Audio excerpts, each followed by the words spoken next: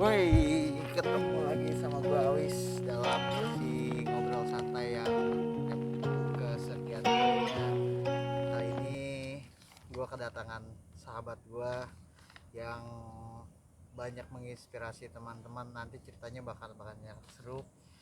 Hmm, Kebetulan kita dalam masa pandemik, jadi harus melakukan prokes yang benar-benar standar kesehatan ya teman-temannya. Kita juga masih jaga jarak dong. hmm, lo mau tahu nih, temen gue akan memperkenalkan diri. Ayo bro, kenalin bro. Ya, bismillahirrahmanirrahim. Assalamualaikum warahmatullahi wabarakatuh. Perkenalkan, nama saya Wijanto. Kalau teman-teman di luar sana banyak memanggil saya itu dengan sebutan Gareng. Saya asli dari kelahiran Nganjuk, Jawa Timur. Tapi sekarang saya berdomisili di kota Tangerang. Saya adalah sahabat dekatnya dari Bro Awis ini. Kesibukan lo sekarang apa bro? Karena ini berhubung lagi masa pandemi, sekarang saya lagi fokus selain aktivitas saya yang pokok, yaitu membantu teman-teman kita, saudara-saudara kita yang positif HIV untuk mengakses kesehatan, layanan dan sebagainya. Saya sekarang lagi membuat sebuah Oh, keren ya teman-teman ya. Itu bukan buka aja nih, nanti akan dia juga akan cerita hmm, tujuan dia keliling Indonesia itu membawa misi apa. Sebenarnya tujuan lo apa sih Kang, untuk keliling Indonesia itu dengan misi apa? Jalan kaki lo teman-teman, selalu boleh tahu, jangan perkiraan lo dia naik motor. Jalan kaki pure, bener-bener jalan kaki. Nanti di sini juga gue akan melihatkan beberapa sampel foto dan dia diterima dengan baik sama kepemerintahan. Boleh bro, tujuan lo gimana bro? ya. Jadi kalau bicara masalah jalan kaki ini, kita harus jelas balik ke masa lalu. Ke Iya, yeah. masa lalu, tepatnya di tahun 2015. Di tahun 2015 itu tepatnya di ulang tahun saya yang 33, tepatnya tanggal 7 November 7 November 2015 itu saya mencoba sebuah keberuntungan dengan cara jalan kaki keliling Indonesia, dimana tujuan saya ketika pertama kali melangkahkan kaki itu dari Jakarta Selatan.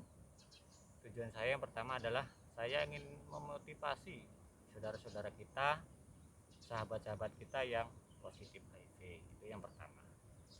Terus yang kedua, saya ingin mengedukasi masyarakat tentang apa itu HIV, tentang itu apa itu AIDS, dan supaya masyarakat itu paham apa itu HIV, apa itu AIDS, dan bagaimana cara mereka bersikap kepada saudara-saudara kita tersebut.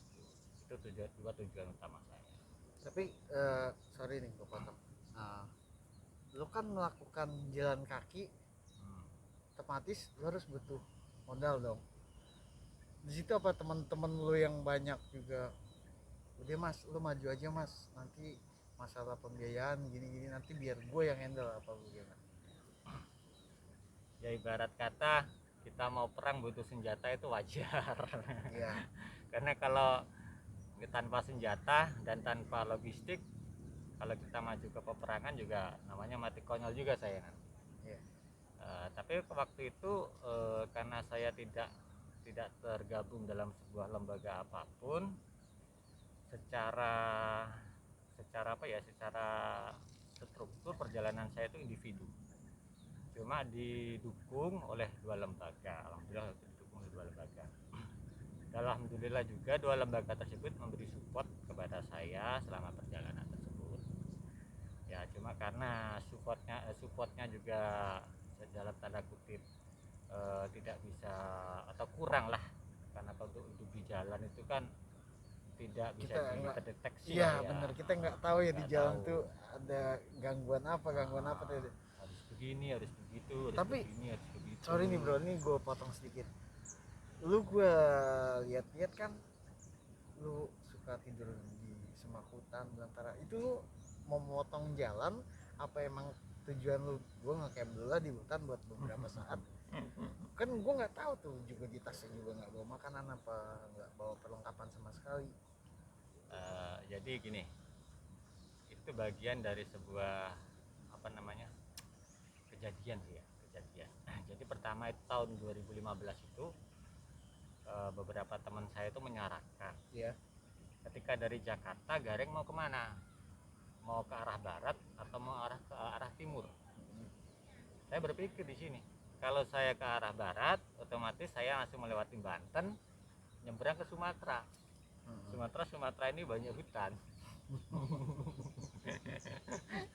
Saya berpikir lagi, kalau sampai ke saya langsung bertatapan dengan Lampung, kemungkinan di Lampung saya akan balik karena saya belum siap mental.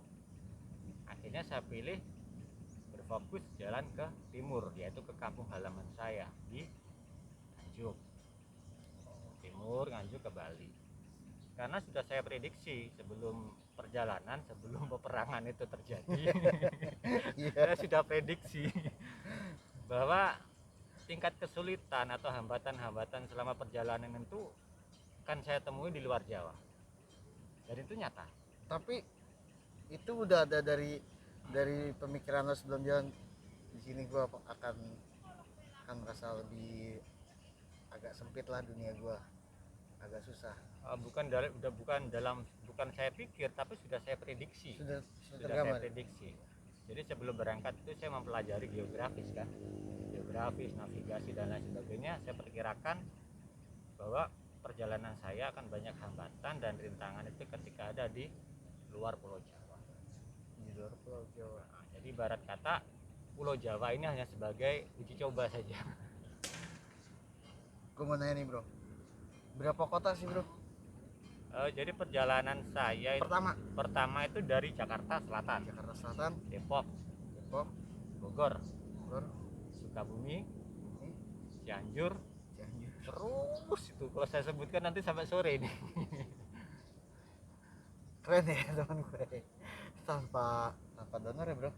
Ya alhamdulillah, kalau iya tanpa donor, tapi ada bantuan sih dari teman-teman. Iya, tapi bantuannya itu mereka bersifatnya ya, kan swasembada. Support lo, Ya. bukan lo yang ujuk-ujuk bang gua mau minta dana nih bos. Enggak kan? Enggak. Saya nggak bisa bikin proposal waktu itu. Karena memang tujuan lo sekarang juga nggak bisa ya. Kalau rintangan di jalan yang paling terberat apa bro? Apakah alam, apakah penolakan?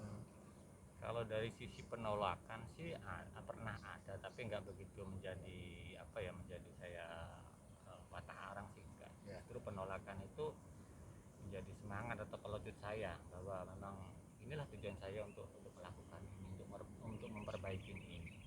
Jadi kalau tantangan yang terberat ya pertama ya alam, khususnya yang saya sebut tadi di luar Jawa. Bagaimana ketika saya berjalan antar kota itu jaraknya kan berpuluh-puluh kilo. Dan itu gue sebenarnya sempat nggak masuk akal apakah ini orang mampu. Ternyata bener-bener gue ketemu sendiri, gue udah orangnya buat gue bisa hancurin 2 jempol dengan tekad dia yang bulat banget sih gue bilang. Terus gimana lagi? Ya yang pertama ya sebut sama tadi tekad, ya harus ada tekad. Pertama saya waktu Jawa Barat ini selesai, itu tekad saya sebenarnya sudah mau runtuh. Runtuhnya bro gimana? Ya karena runtuh waktu itu kan perjalanan saya dimulai di musim hujan. Jadi perjalanan saya pertama kali dari Jakarta Selatan itu jalan saya terus di Pancoran itu kehujanan, badan saya basah, membawa mantel, membawa bendera, membawa spanduk. Itu waktu tiba di TB Simatupang dan menginap di salah satu rumah kawan itu ginian saya bengkak karena keberatan membawa beban. Artinya saya kurangin itu. Keril kali bawa Ya, banyak. Peralatan sangat banyak kali itu. Waktu itu pertama kali saya bawa sangat banyak, tapi akhirnya saya kurang.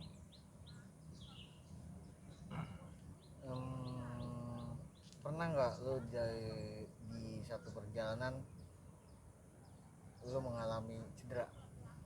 Sering. Udah kan, maksud gue gini bro ya, cedera itu kan nggak tahu ya datangnya kapan aja ya. Iya ya. Lo lagi di tengah hutan, di pinggir jalan yang orang kalau di pulau sana kan berapa menit sekali kali mobil lewat Iya ya? betul. Itu minta pertolongannya gimana bro? Jadi gini, pertama kali saya cedera itu bukan di luar Jawa, tapi masih di dalam Pulau Jawa. Ya. Itu tepatnya ketika saya dari Jawa Tengah menuju ke Jawa Timur. Jadi Jawa Timur. Itu ulah teman saya juga sebenarnya, Ya. kurang ajar dia. Ketika saya nyampe ke Karanganyar, Karanganyar kan tahu kan Karanganyar, saya tanya kepada teman itu, jalan kita lewat mana? Dia kasih 3 pilihan, lewat Sragen, lewat Lawu, atau lewat bagian sisi selatan. Saya tanya lagi, ini yang paling cepat mana? Ternyata yang paling cepat adalah lewat Lawu. Tapi teman itu mengatakan kalau sampean mau lewat Lawu, sampean harus memotong ini Gunung Lawu. Jadi Gunung Lawu itu dari Karanganyar, akhirnya saya pilihan yang jalan lewat Lawu ini. Itu saya dari Karanganyar itu jalan jam 7 pagi dengan tanjakan terus, nggak ada turunan, sampai ke Cemoro Kandang jam 11 malam. Itu saya ditemanin sekitar 15 orang. 15 orang. Tapi di setiap distrik kota-kota yang lu singgahin itu pasti teman-teman ada yang ingin berpartisipasi. Kang, di sini teman-teman ada yang mau temenin Kang Gareng sampai ke daerah sini apa gimana? Kalau di Pulau Jawa hampir semua. Hampir semua ya. Hampir semua. Tapi kalau di luar Pulau Jawa tidak semua. Ada sebagian. Berarti aktivis di Indonesia sangat ini juga ya, gue lihat ya, sangat Iya. membantu banget ya buat Cagareng buat Iya. menyelesaikan misi itu ya. Dan setelah di dalam hutan tuh apa aja sih kalau yang lu bisa konsumsi di situ tuh? Gue lihat kan bisa orang makannya apa ini.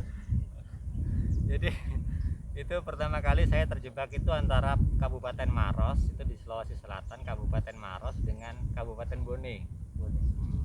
Jadi saya di luar prediksi saya itu, di luar prediksi saya nggak begitu memprediksi begitu jauh jaraknya. Saya nggak bawa makanan di tas, saya nggak bawa air.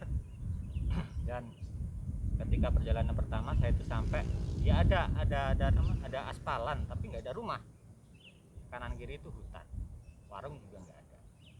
Nah ketika itu sore dan saya nggak ada pilihan, saya harus beristirahat karena sudah capek juga kan dari pagi jalan sampai sore.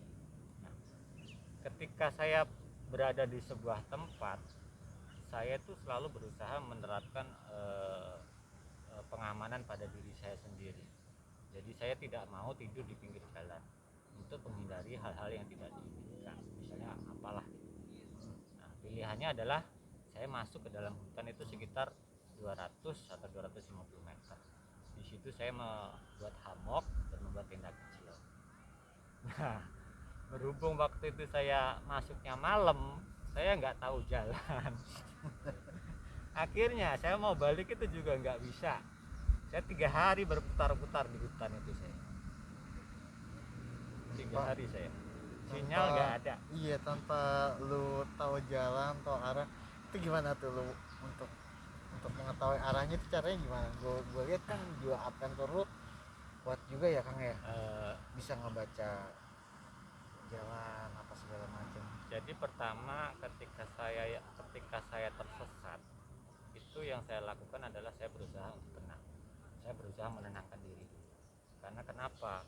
Karena kalau saya sampai tersesat dan saya kebingungan ataupun saya panik, hal itu bisa membuat, menurut saya ya, hal itu bisa membuat hal yang lebih buruk. Jadi ketika saya tersesat, saya berusaha untuk tenang. Yang pertama yang menjadi fokus pikiran saya adalah makanan. Karena tanpa makanan saya bisa berbahaya bagi diri saya. Asupan gizi kan gue lihat kan juga penting tuh ya. Nah di situ lu apa aja tuh yang ada di hutan bisa lu konsumsi? Mungkin lu konsumsi kali ya. Nah kembali lagi ke belakang, sebelum berangkat itu kan saya dibekali sedikit ilmu dari teman-teman Mapala Universitas Indonesia. Saya belajar dari sana bagaimana cara survival di tengah hutan dan lain sebagainya. daun-daun apa yang bisa dimakan yang tidak mengandung racun, hewan-hewan apa yang bisa dikonsumsi di tengah hutan. Itu saya mendapat pengarahan dari teman-teman mapel. Dan dari situ modal saya hanya cutter kecil. Terus Ada kodok, saya ambil kodok, ada apapun, ada ular, saya berhadapan dengan ular tersebut. tapi sebelumnya lu dikasih materi dulu dong sama Iya. teman-teman sih, ini nggak bisa dikonsumsi Iya, dan betul. ini beracun. Dari teman-teman yang ikut serta pengen nemenin lu nih Kang, di setiap distrik kota yang lu singgahi itu, teman-teman lu itu yang ada nggak yang cedera? Banyak tapi dulunya biasa aja. Khususnya waktu yang pertama kali di Lawu itu hampir 100% cedera, termasuk saya. Kan mereka terlalu terjal apa gimana? Karena terlalu terjal, sangat terjal. Suhu juga beda. Pertama kita berangkat itu suhu panas, jalanan terjal, setengah perjalanan suhu sangat dingin karena kabut. Mungkin kaki pada kram kali ya. Iya, kalau saya sih pertama kali sih saya nggak kram. Cuma teman saya nggak bermaksud mengecilkan teman-teman juga enggak ya, itu kenyataannya. Teman-teman itu sebelum berangkat mungkin kurang pemanasan, jadi langsung Stretching jalan, ya. akhirnya mengalami kram dan lain sebagainya. Tapi pada akhirnya saya juga jatuh juga. Tapi kan mungkin fisik lu udah terlalu terposir duluan ya dari teman-teman yang ini kali mungkin ya. Ini karena kebiasaan juga. Oke nih, terus visi lu untuk keliling Indonesia itu memotivasi teman-teman, terus kita. nah gue pengen tanya nih, pas sudah sampai Jakarta ini apa yang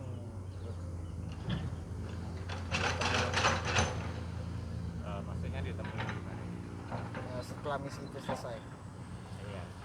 Jadi kan begini Bang, ketika saya berangkat dari Jakarta itu ya memang dari segi persiapan ada, tapi dari segi pengetahuan saya nol. Iya.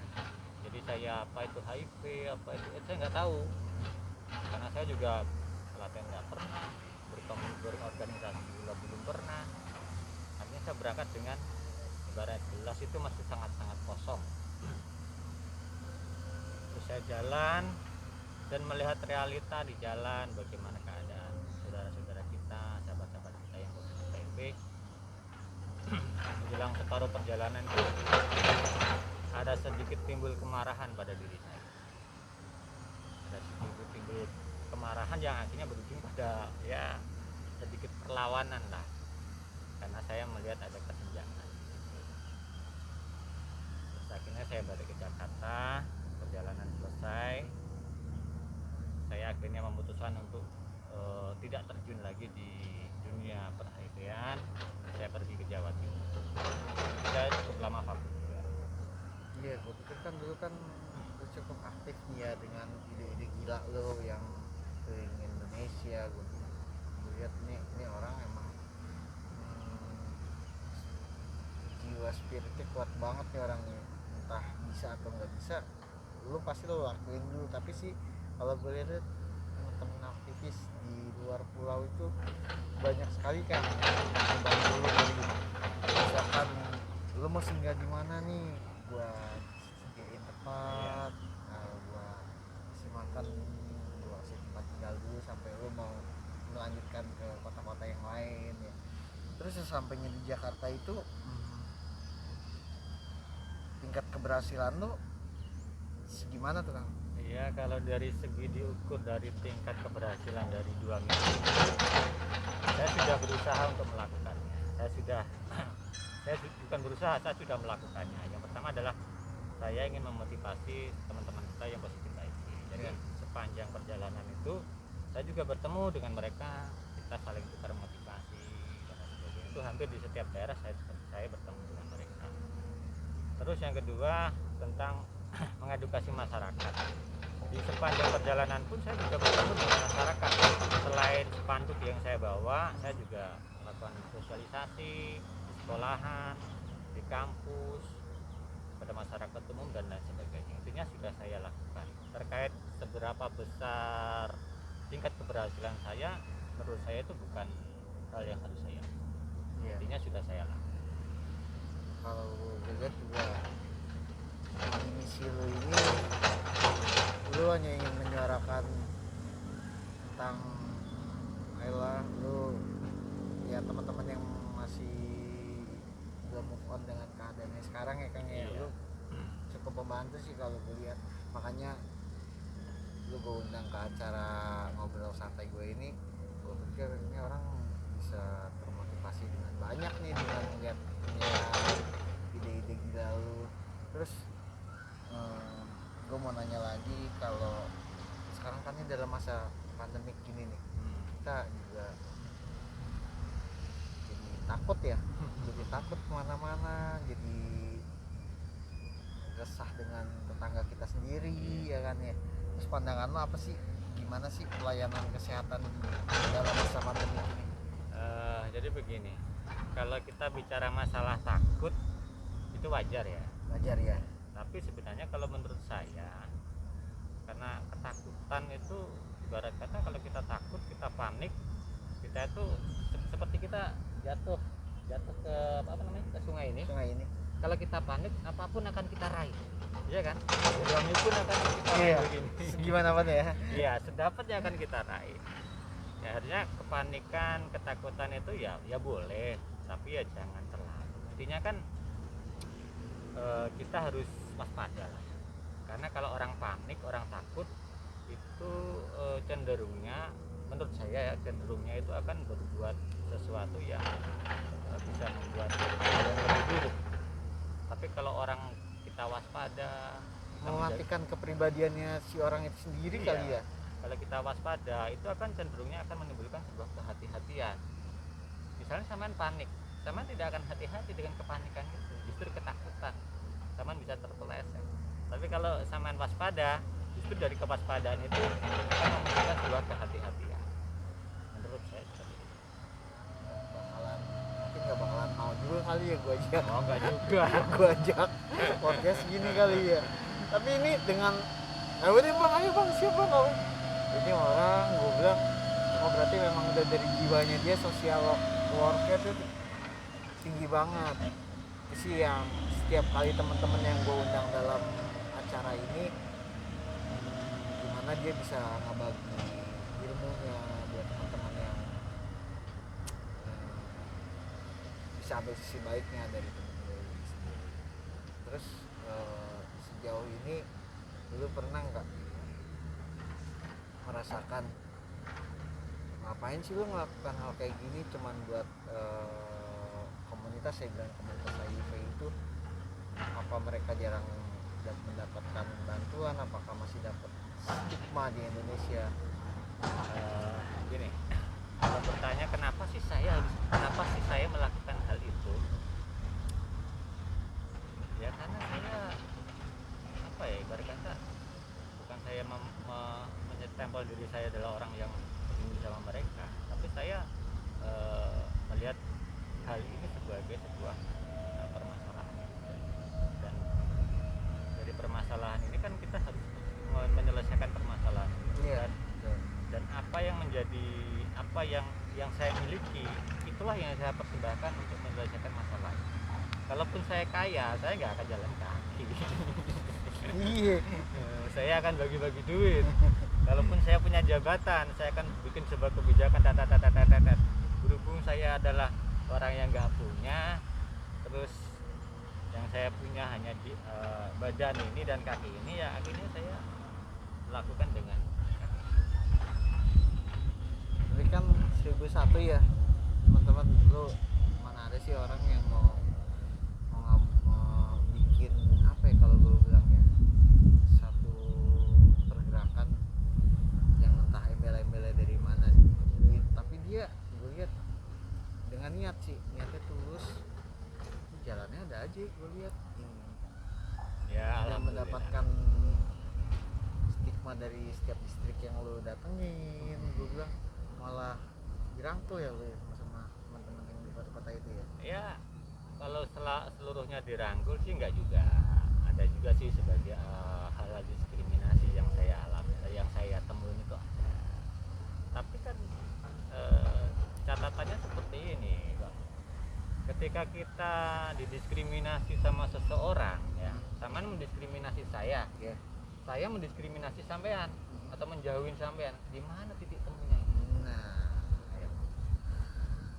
Semakin jauh, dan sekat itu kan Karena semakin jauh.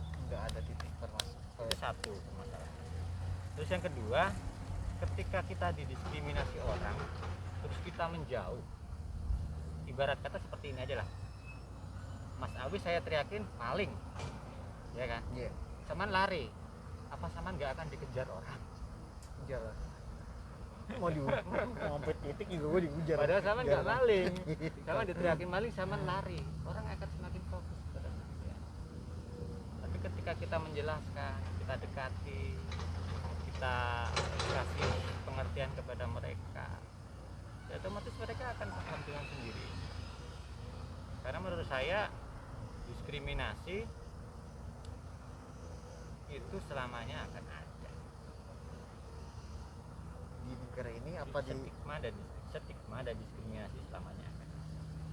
kalau di luar negeri masih Tetap akan ada. tetap ada ya. Menurut saya ya, kalau dihapus secara komunal, secara komunitas itu saya rasa nggak mungkin. Tapi kalau dihapus secara individual atau secara personal itu kayaknya bisa. Tapi kalau secara komunal saya rasa saya tidak mendoakan tidak bisa ya, tapi saya rasa itu bisa. Ya. Karena gue sendiri di sini masih di ruang lingkup gue sendiri masih diskriminasi itu masih sangat kencang. Dan kan gitu dah, tato itu masih orang Indonesia itu melihatnya dalam kultur bukan seni ya. Kita punya tato tapi itu orang udah nggak bener.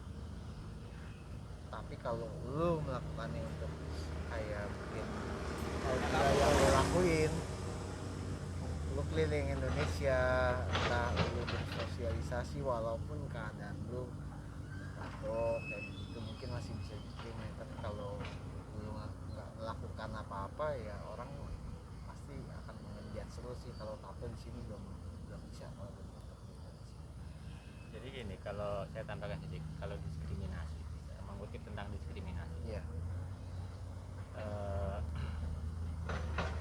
Tanda kutipnya adalah ketika seseorang mendiskriminasi orang yang tidak mau didiskriminasi. Saya mendiskriminasi sampean, tapi sampean tidak mau didiskriminasi. Itu sebenarnya adalah saya ini sedang belajar mengenali sampean. Dan ketika sampean mencoba dikenal orang, ya perkenalkan diri. Jangan menjauh dari perkenalan. Tapi lu setuju nggak?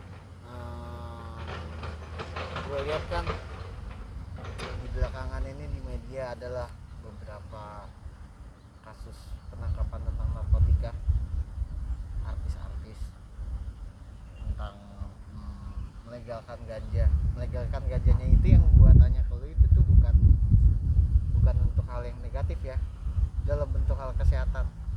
Kalau lu setuju nggak dalam bentuk hal kesehatan dia mau buat oke lu bisa mendapatkan itu tapi lu di klinik bukan di pinggir jalan komplek market, lu bisa mendapatkan itu di klinik. Lu setuju nggak? Kalau masalah legalisasi ganja dan lain sebagainya, Gimana seorang teman gua namanya Gareng ya, kalau gua sebutin namanya Gareng, keliling Indonesia tanpa pamrih dan tanpa apa ya rayuan dari vendor yang menawarkan duit. Tapi tujuannya dia satu, buat teman-teman peduli dengan komunitas HIV.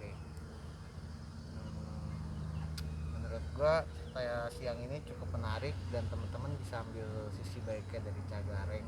Apa sih tadi tuh dia kasih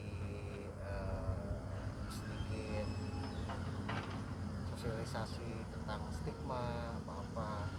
Mungkin di sesi berikutnya kita akan ngomongin jauh lebih banyak lagi. Makasih banyak Cagareng, gue udah ganggu waktu lo dan gue kira lu nggak akan mau gue undang, gue pikir kan mau